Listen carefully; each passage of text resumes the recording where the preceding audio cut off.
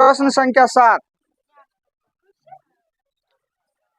X minus Y plus 1 बराबर 0, 3x plus 2y minus 12 बराबर 0 का ग्राफ खींचे। जैसा कि हम लोग पहले वाले प्रश्न में सब ग्राफ खींचते थे, इसमें नया शब्द क्या जोड़ दिया है कि एक्स अक्ष और इन रेखाओं से त्रिभुज के शीर्षों का निर्देशांक ज्ञात कीजिए और त्रिभुजाकार पटल को छायांकित कीजिए। और इसी छायांकित बता रहे हैं, और इसी टाइप का प्रश्न आपका 2018 में पूछा हुआ था, उसमें एरिया निकालने के लिए दिया हुआ था। अब जिन विद्यार्थी को पता नहीं था वो सब विद्यार्थी जो है रो रहे थे कि हमको पढ़ाया नहीं गया है, एरिया निकालने के लिए है कि नहीं। तो चलिए इस प्रश्न में हम एक्स्ट्रा एक एरिया निकालने वाला भी अपने से क्या करेंगे, जोड़ देंगे। कैसे एरिया निकाला जाएगा इसका, तो सबसे पहले तो हमें ग्राफ प्लॉटिंग करना है, ग्राफ खींचना है। नहीं तो चलो देखते हैं, इक्वेशन लिखते हैं हम।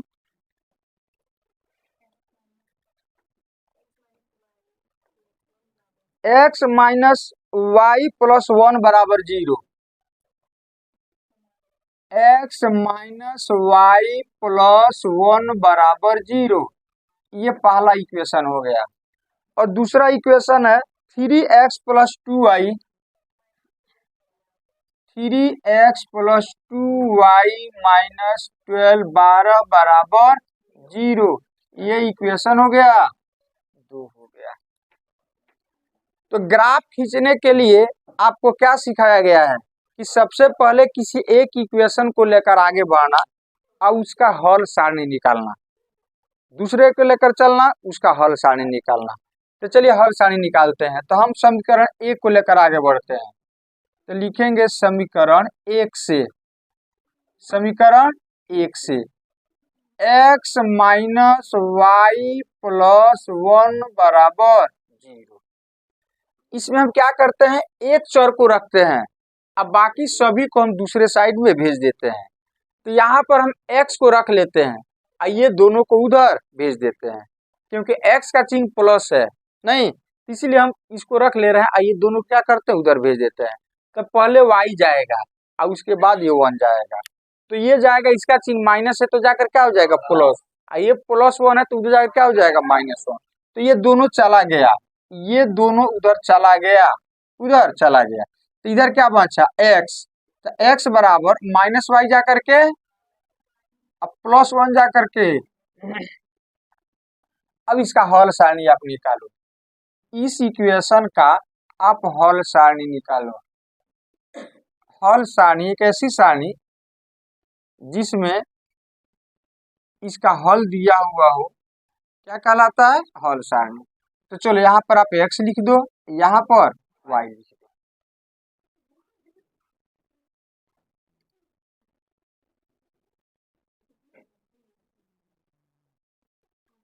x y, अब इसमें स्वतंत्र चर कौन है, y है या x है, y है, इधर वाला है।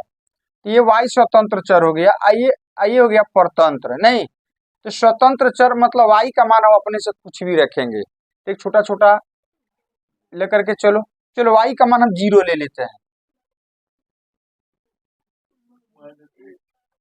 तो क्या हो जाएगा, और एक और कोई ले लो, 2 ले लें, तो चलो ले लेते हैं y का मान कितना, 2।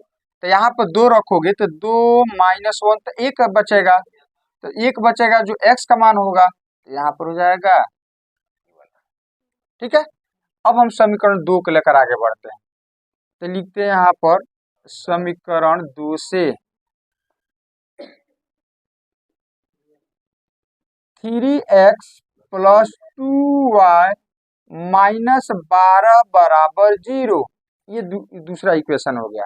फिर वही काम करेंगे हम कि इसमें हम x को रखे हैं ना, x को रखे हैं यहाँ पर, तो उसी तरह से यहाँ पर x, ये दोनों को पहले आप उधर भेज दो, ये दोनों को, और उधर उसके बाद लास्ट में x के गुणा को भेज देंगे। तो ये दोनों को भेजो, तो पहले माइनस वाला जाएगा और तब ये प्लस वाला जाएगा। हमेशा आपको यही बताते हैं, पहले माइनस वाले पद को भेजना और उसके बाद से प्लस वाले को। तो चलो ये दोनों चला गया उधर, ये दोनों उधर चला गया, इधर क्या बचा जी, 3x। तो 3x बराबर -12 जा करके +12, अब +2y जा करके -2y। अब ये 3 जाएगा, तो चूंकि x का गुणांक है, कोफिशिएंट है, इसीलिए जाकर के भाग हो जाएगा, डिवाइड हो जाएगा उधर, तो x बराबर हो जाएगा 12 - 2y अपॉन 3, इतना हो जाएगा। तो 2y का मतलब 2 गुना y, तो यहाँ पर हम लिख सकते हैं अपने से 2 गुना y। चलो अब इसका हल सारणी निकालते हैं। हल सारणी, हल सारणी।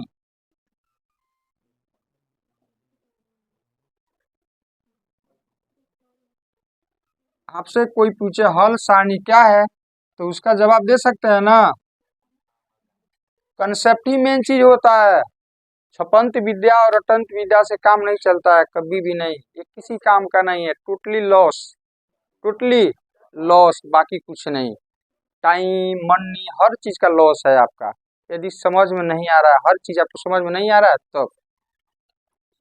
तो चलिए देखिए, हल सारणी में आपको क्या पता है, पहले यहाँ पर जो रखे हो ना, वही चीज आप यहाँ पर रख करके देखना। तो याद रखना इसमें कि y का मान वही लेना है जो बाटा के ऊपर यदि इसको हल करें, अंश को हल करें, तो जो भी आए वो 3 से कट जाना चाहिए, 3 के टेबल में होना चाहिए। नहीं तो y का मान हम यहाँ पर 0 लिए हैं, तो इसमें भी 0 लेकर के देख लेते हैं। पहले यहाँ पर लिखेंगे नहीं, पहले यहाँ पर आप रफ वर्क कर सकते हैं। तो यहाँ पर यदि आप 0 लिखिएगा तो y के जगह पर तो 0 हो गया, तो चलो यहाँ पर हम 0 लिख देते हैं यहाँ पर फिलहाल, ये वाला। अब इसको हल करो तो ऊपर वाला ये वाला कि क्या जो आ रहा है 3 से कटेगा। देखो पहले गुना का क्रिया किया जाता है, तो ये दोनों को गुना करोगे तो 2 गुने 0 तो 0 हो जाएगा, तो इसके जगह पर आ गया आपका कौन चीज 0। नहीं, अब 12 में से 0 जाएगा, 12, 3 चौका कट गया। इसका मतलब हम 0 ले सकते हैं, y का मान, y का मान क्या ले सकते हैं, 0 ले सकते हैं। तो चलो y के जगह अपने लिख दिया 0, तो 0 लिखेंगे, 2 गुने 0 खत्म, तो क्या बचा ऊपर 12, 3 चौका 12। चलो यहाँ पर हम 2 लिए हैं, तो 2 भी लेकर के ट्राई कर लेते हैं। तो चलो यहाँ पर 2 रखोगे तो 2 गुने 2, 2 दूनी तो 4, 12 माइनस 4, तो 12 में से 4 जाएगा, नहीं कटेगा। तो फिर आप 2 नहीं लीजिएगा, कुछ और लेकर देखते हैं, 3 ले लेते हैं। तो यहाँ पर 3 लेंगे तो कट जाएगा, चलो 3 ले लेते हैं। 3 दूनी तो 12 में से 6 जाएगा, 6, तो ऊपर बचा 6, 3 दूनी आ जाएगा। अब इसमें भी थोड़ा सा 3 लेकर ट्राई कर लेते हैं। एक उभनिष्ठ मान आना चाहिए क्योंकि प्रतिच्छेदी है, उभनिष्ठ मान आ जाए तो आपको पता चल जाएगा कि कहाँ पर ये काट रहा है। हालांकि ग्राफ पेपर पर तो जाकर वहां पर आपको मिलेगा। तो यहाँ पर यदि हम 3 ले लेते हैं तो ये वाला चीज आ जाएगा, देख लो लेकर के। एक और खंड बढ़ा देते हैं, y की जगह पर क्या ले लें 3, तो 3 माइनस से कितना आ गया, 2 3 इसमें भी आ गया, 2 3 इसमें भी आ गया, उसे कोई फर्क नहीं पड़ता। 3 4 जितना भी आपका हल है उसे अनंत हल होता है ना। इसमें 2 चर वाला रैखिक सम का कितना हल होता है, अनंत। तो अनंत में से 1 2 3 हल इसमें लिए हैं, 2 हल इसमें लिए, तो क्या दिक्कत है, कोई दिक्कत नहीं है। नहीं मतलब 2 3 पर जाकर काटेगा इसका, और इसका ग्राफ खींचेंगे तो कहां पर काटेगा, 2 3 पर जाकर के काटेगा। तो अब हल सारणी में 2 तो हल इसका ले लेना है, 2 तो इसका, तो इसमें से कोई एक तो छोड़ देना है इसमें से। तो चलो ये वाला दोनों को छोड़ देना है, ये वाला 1 2 को छोड़ देना है, क्योंकि जब भी कह रहा है एक्स अक्ष है। चलो आगे हम लोग देखते हैं तब आपको समझ में आएगा। अब हमको ग्राफ प्लॉटिंग करना है, क्या करना है, तो चलिए ग्राफ प्लॉटिंग के लिए ग्राफ पेपर आपके पास होना चाहिए। हाँ, तो आप घर पे ग्राफ पेपर पर ही इसको प्लॉटिंग कीजिएगा। ये हो जाएगा आपका ये एक्स अक्ष, क्या हो जाएगा, और ये हो जाएगा वाई अक्ष, क्या हो जाएगा वाई अक्ष। एक्चुअली एक्स अक्ष जो हम बोल रहे हैं ना, एक्चुअली ये संख्या रेखा है, इस पे संख्याओं को लिखा जाता है। एक ऐसी रेखा जिसपे संख्या को लिखा जाए, क्या कहलाता है, संख्या रेखा। अब ये दोनों जहां पर काटता है उसको हम कहते हैं मूल बिंदु, तो ये मूल बिंदु हो गया। अच्छा, अब ये एक्स अक्ष है, लेकिन अभी 2 भाग में बट गया ना, इधर और इधर, तो इसको हम एक्स लिखेंगे इधर, आई हो जाएगा एक्स डैश। नहीं ये हो गया हाँ उदग्र वर्टिकल वाई अक्ष, इसको वाई लिखेंगे, इधर वाले को वाई डैश। अब डैश की तरफ माइनस वाला लेना है, इधर डैश नहीं उधर प्लस वाला, तो एक्स एक्स पर एक्स का मान लिया जाता है। तो एक्स का मान देखो तो प्लस में अधिकतम कितना है, दोनों देख लेना, 4 है, अधिकतम प्लस में कितना, 4, तो 4 तो पॉइंट बराबर बराबर दूरी पर ले लेना, इधर लें कि इधर लें, इस साइड में, इस साइड में, एक बराबर डिस्टेंस पर, 2 3 4,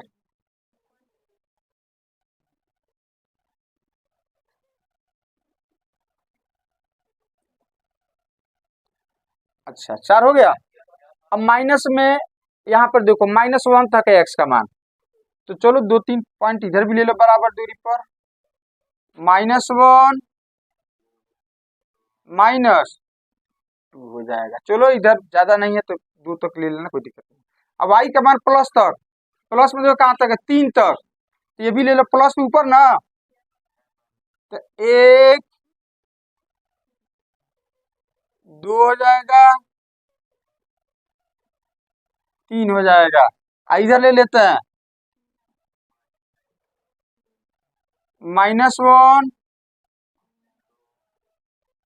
-2 -3। चलो अब इसको पहले हम लोग इक्वेशन 1 का ग्राफ खींचते हैं हम लोग। तो इक्वेशन 1 में आप देखो, पहले इसका ये वाला छोड़ देते हैं, चलो ये वाला छोड़ देते हैं, नहीं एक्स का मान कितना है, कहाँ पर आप खड़े रहिएगा, आपको आदेश मिलता है, पहले इसकी हम बात करते हैं, आपको आदेश मिलता है कि एक्स अक्ष पर -1 तक जाओ, तो चले यहाँ से -1 यहाँ तक आ गए, फिर इसके बाद कहाँ जाना है, y का मान कितना है, मतलब y का मान 0, मतलब y के दिशा में 0 डिस्टेंस तय करना है, 0 का मतलब यहीं पर आ जाएंगे, तो पहला पॉइंट ये वाला आपका हो गया। इस पॉइंट का, इस बिंदु का मान हो जाएगा -1, 0 हो जाएगा। अच्छा अब इसका ये वाला x का, फिर यहाँ पर आ जाते हैं, अब x का मान कितना, 2, 2 का मतलब इधर जाए कि इधर जाए, हाँ 2 यहाँ पर, यहाँ से y के दिशा में, तो 3 के सामने जाना है आपको, चलो सीधा जाना है हमको, 3 के सामने, 3 यही ना हो गया, तो इसके सामने जाना है आपको, 3 3 3, लगभग ये वाला पॉइंट होगा। आप ग्राफ पेपर पर सही से प्लॉटिंग कीजिएगा, लगभग ये वाला पॉइंट आपका हो जाएगा, नहीं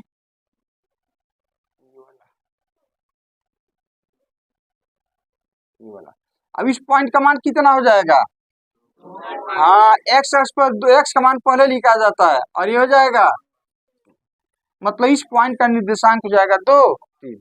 अब 2 पॉइंट हो गया, अब दोनों पॉइंट को स्केल के किनारे से टच करो, नहीं एक स्केल लो, स्केल को इस तरह से रखना कि दोनों, इस स्केल का किनारा जो है ना दोनों पॉइंट को टच करे, दोनों पॉइंट को टच करे। अब उसके बाद से एक लंबा सा लाइन रेखा खींच देना, खींच देना, यही हो जाएगा इक्वेशन 1, समीकरण 1 का। लिख दोनों तीर का चिन्ह दे देना, तीर का चिन्ह दे देंगे दोनों, नहीं अच्छा लिख देना जो किस इक्वेशन का ये आलेख है, फर्स्ट का ना, इधर जगह देकर कहीं लिख देना, x -1 + 1 बराबर 0 हो जाएगा। अब हम खींचते हैं इसका इक्वेशन 2 का, इस हल सारणी की सहायता से। x का मान कितना है, 4, चले 4 तक, 4 यहाँ तक आ गए, यहाँ से y की दिशा में देखो, यहाँ पर 0 है, 0 है, यहाँ पर 0 है, तो ये हो जाएगा 0, तो 0 ऊपर के नीचे वहीं पर, आपको हम बोले 0 कदम आगे जाओ, तो खड़ा रहिएगा, तो खड़ा रहने को न बोल करके बोल देंगे 0 कदम लेफ्ट जाओ।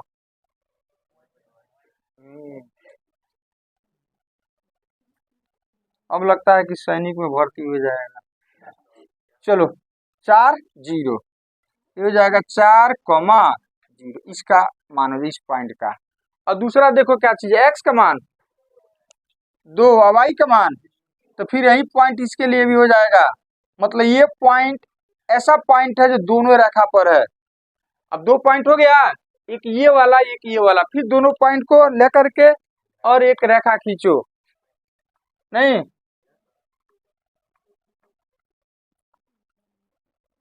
किनारा टच करना चाहिए, ओवरलैप मत कर देना।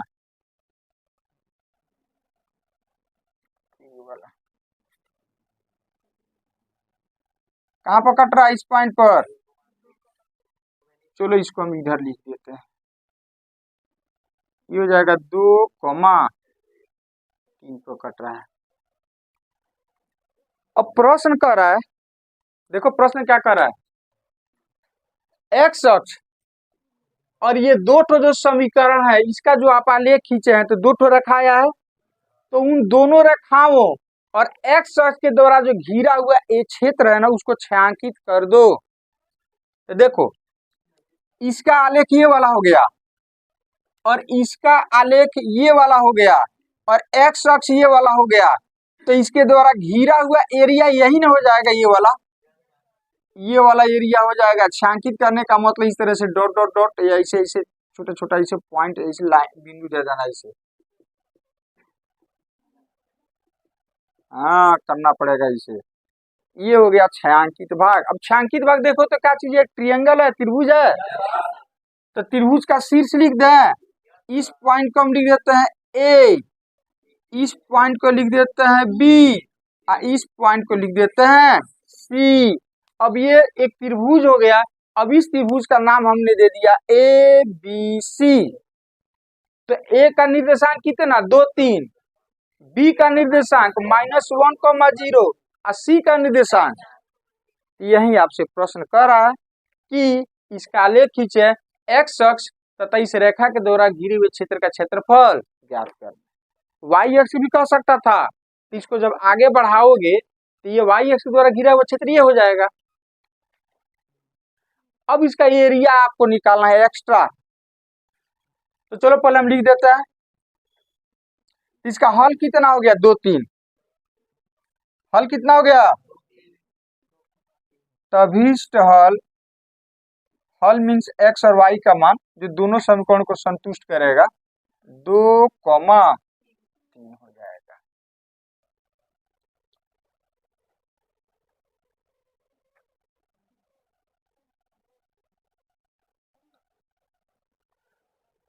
अब प्रश्न के हिसाब से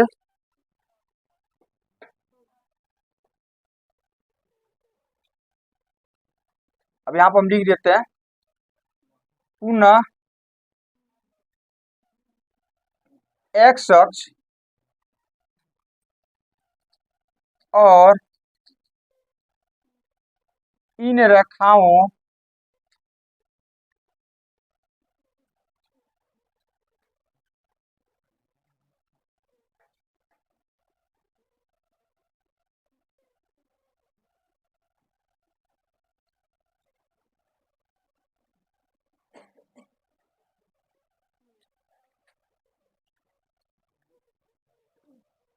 से बना त्रिभुज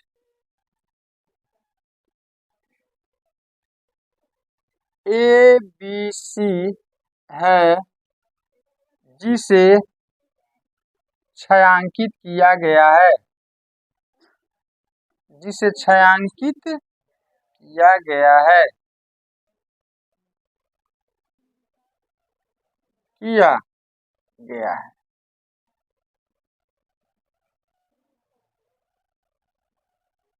अब इसका एरिया निकालना है। नहीं तो अब एक चीज बताओ कि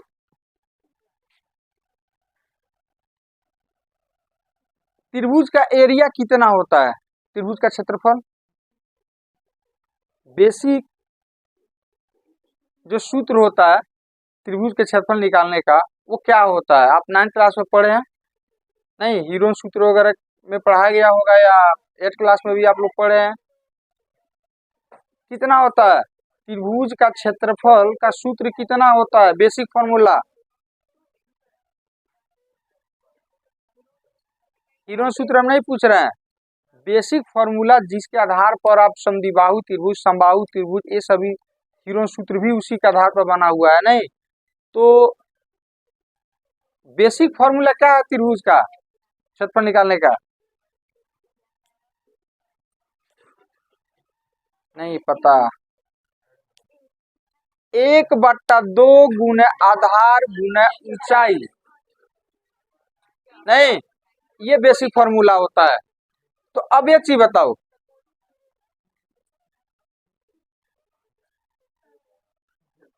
यहां पर हम लिख देते हैं एरिया ऑफ त्रिभुज ए बी सी बराबर होता है 1/2 गुना आधार गुना ऊंचाई। ऊंचाई, ठीक है। अब त्रिभुज देख करके आप बताओ कि इसमें आधार कौन होगा, कौन सा भुजा। त्रिभुज में तीन, ये वाला देखो, ये त्रिभुज हो गया, ये ए हो गया, ये बी हो गया, ये सी हो गया, तो आधार हो जाएगा बी सी। ऊंचाई जल्दी से बोलो। ऊंचाई बिंदु ऊंचाई होता है। देखो ऊंचाई का मतलब हो गया ए से सीधा लंब डालोगे तो यही इसका ऊंचाई होगा। तो ए यहाँ पर है, एक चीज बता, इसका लंब डालेंगे तो किस पॉइंट पे जाकर के गिरेगा?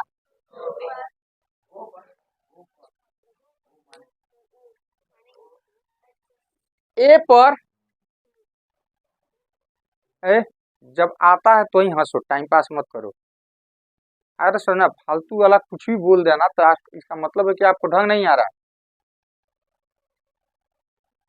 ऊंचाई का मतलब हो गया कि ये शीर्ष ए से, मान लो कि यहाँ पर आप खड़े हो, यहाँ से धागा में कोई पत्थर का टुकड़ा वगैरह बांध करके गिरा हो, चूंकि ये आधार है, इसको आकर टच करेगा वो। तो ए से जब आप बैठो यहाँ पर, यहाँ से धागा बांध करके, धागा में कुछ टुकड़ा वगैरह बांध करके गिराओगे, तो स्वाभाविक है कुछ जहां पर टच करेगा ना, तो वही पॉइंट और ये पॉइंट मिलाओगे तो वो ऊंचाई होगा। एक चीज बता, ए पर आप बैठ जाओ, यहाँ पर धागा में बांध कर कुछ लटकाओगे तो ओ कोरा का टच करेगा। स्वाभाविक है यहाँ से एक सीधा रेखा आएगा नहीं। अब जहां पर आए, तो एक चीज बताओ, ए पर पहुंचने के लिए आपने क्या किया है? यहां से यहां आया है, यहां से चलते चलते चलते चलते आया है, तभी ए पर पहुंच गया है। तो ए का जो ये वाई निर्देशांक होता है ना, वही ऊंचाई होता है। अरे ऊंचाई यही ना, डिस्टेंस हो गया, यहां से ये वाला, यहां से आप, यही ना हो गया ये वाला, तो ऊंचाई ये वाला हो गया। तो ये दूरी कितना है? ये वाला यही ना 3 है, यहां से लेकर यहां तक। तो ए का जो वाई निर्देशांक है ये वाला, सेकंड मान, यही ना ए का ऊंचाई होगा। अरे यहाँ पहुंचने के लिए आपने यहाँ आया है, यहाँ से चलकर यहाँ आया है, और यहाँ से सीधे एकदम परपेंडिकुलर, यहाँ से जो भी जाता है 90 डिग्री पर जाता है ना, तो यहाँ से सीधे आप चले गए कहाँ पर? ए पर। तो यही ना ऊंचाई हो गया।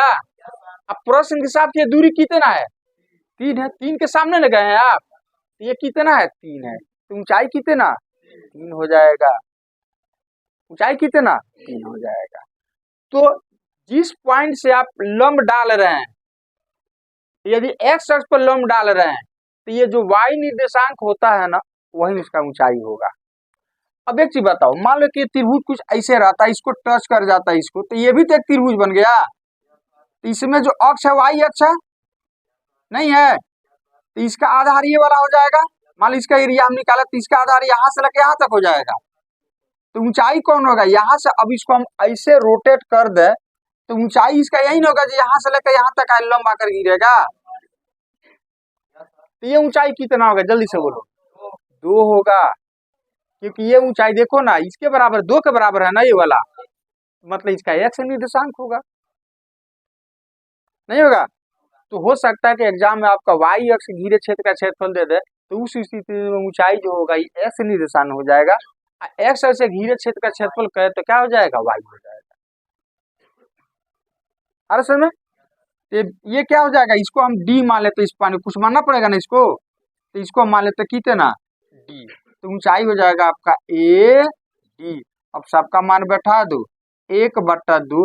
अब बीसी बोलो तो कितना होगा? यहां से लेकर के यहां तक की दूरी कितना होगा? जल्दी से बोलो। बीसी यहां से लेकर के यहां तक, श्योर? लॉक किया जाए? सबका 3। नहीं, कुछ तो बोलना पड़ेगा। हाँ, पक्का 4।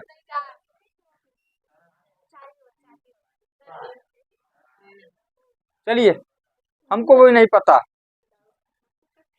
हमारे जो गुरुजी सिखाए उसके आधार पर हम भी कोशिश करते हैं। हम भी आपको कितना बार सिखाए हैं, तो क्या पता आप लोग कैसे सीखते हैं। लगता है मेरे ही अंदर कोई कमी है जो आपको सिखा नहीं पाते हैं। चल देखिए, यहां से लेकर यहां तक के डिस्टेंस, तो यहां से चल करके यहां पर आएंगे, ये कितना है, एक एक अंतर है तो 1 मीटर मान लो। तो यहाँ से चल करके यहाँ पर आओ, कितना है 1। फिर यहाँ से आओगे कितना है, फिर यहाँ से आओगे, यहाँ से आओगे, यहाँ से आओगे 5 इकाई हो गया। यहाँ से लेके यहाँ तक डिस्टेंस ना, तो ये दूरी कितना है, माइनस माइनस एक साइन हो गया, चिन्ह हो गया ना।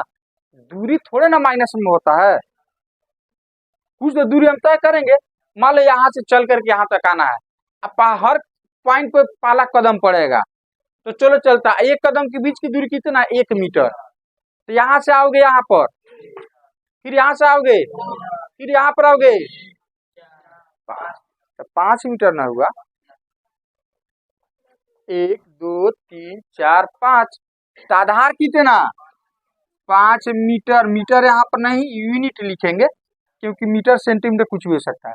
और यदि ऊंचाई कितना है 3 हो जाएगा।